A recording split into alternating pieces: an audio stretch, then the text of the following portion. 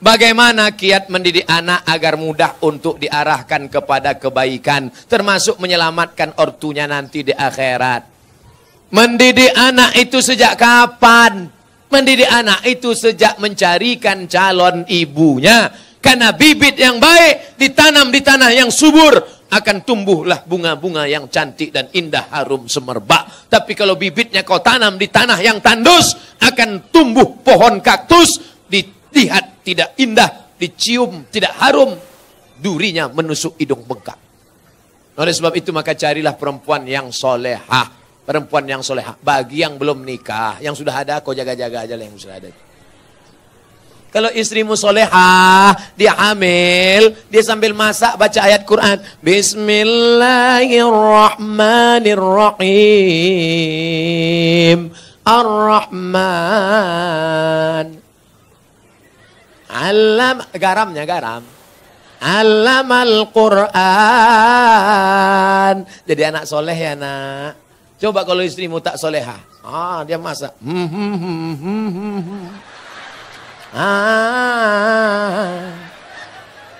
Garam tak ada.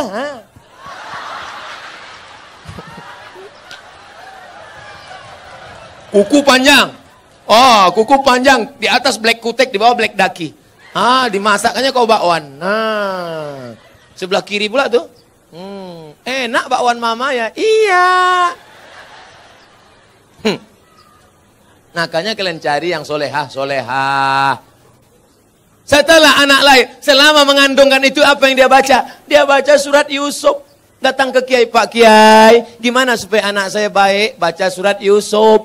Maksud Pak Kiai supaya anaknya nanti imannya kuat seperti Nabi Yusuf diajak berzina oleh Zulaikha tapi nggak mau. Rupanya dia salah sangka. Disangkanya anaknya ganteng macam Nabi Yusuf. Begitu lahir hitam pendek. Marah sama Pak Kiai. Pak Kiai, kenapa anak saya seperti ini? Kenapa enggak seperti Nabi Yusuf? Suaminya mana? Ini suaminya Pak Kiai. Iya sama.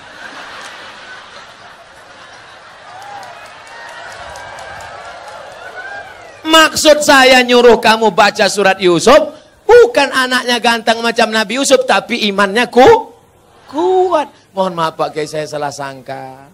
Ya nggak apa-apalah, udah terjadi apa boleh buat Pak Kiai.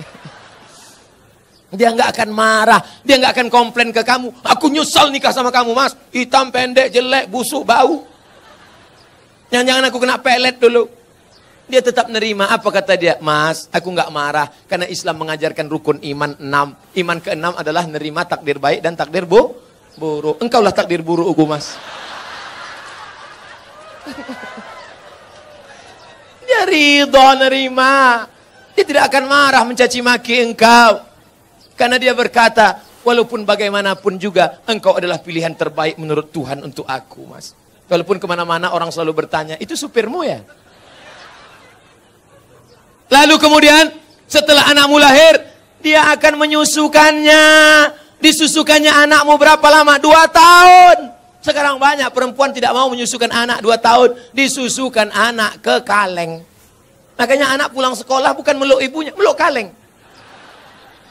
Tanya Bu Dokter, tanya Pak Dokter Andi Sopyan, apa kata dokter?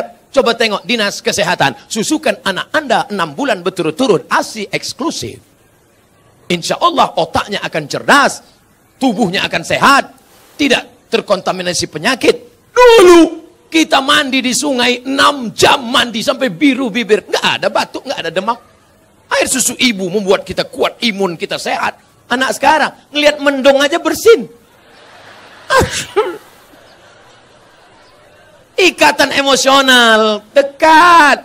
Anaknya disusukan ibu. Ibu yang menyusukan anak untuk menghindari kanker payudara. Ibu yang menyusukan anak sekaligus keluarga berencana. Ibu yang menyusukan anak kedekatan emosional antara ibu dan anak. Makanya anakmu jauh dia tetap nelpon, mama mau makan apa? Nanti adik bawakan makanan ya. Anak yang tidak kau susukan, kau titip uang pun dia lupa. Mana titipan mama tadi? Nggak ingat mah, lupa. Jangan heran. Kenapa? Karena hubunganmu dengan dia sudah lama putus. Lalu kemudian setelah itu dijaganya. 2 tahun pertama susukan. 2 tahun kedua lari-lari, lompat-lompat. 2 tahun ketiga, mulai dia mengajarkan surat-surat pendek. Anak sambil motong-motong bawang, motong-motong cabai. Bismillahirrahmanirrahim. Qul huwallahu ahad. Akhirnya dia ajak sholat. Sekarang kita ketemu perempuan di tepi jalan. Umur 5 tahun. Lipstiknya tebal, rambutnya pirang 3 warna. Merah, kuning, kelabu. Kuteknya merah. Kira-kira anak umur 5 tahun ini yang ngajar siapa? Maknya. Al-ummatul ula. Ibu adalah pendidik pertama. Sekolah sebelum S1, S2, S3. Pendidik kita yang pertama adalah ibu. Tadi waktu saya makan ada anak kecil berjilbab panjang. Ustadz, anak kecil mencium tangan saya. Anak kecil ingin duduk dekat saya. Kenapa? Karena anak-anak ini dilahirkan oleh ibu-ibu yang soleha. Di mana ibu-ibu soleha itu berada? Di Bontang. Wahai laki-laki yang ingin mendapatkan istri soleha, datanglah kalian ke Bontang. Yang sudah nikah jangan lagi.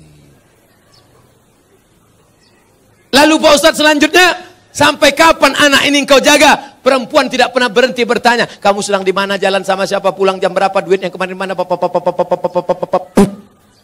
Ketika perempuan berhenti ngomel, berhenti merepet, berhenti bicara, saat itu kiamat sudah terjadi pada anak-anak kita. Jangan sampai diam saja. Bu, saya bawa anaknya ya, bawalah.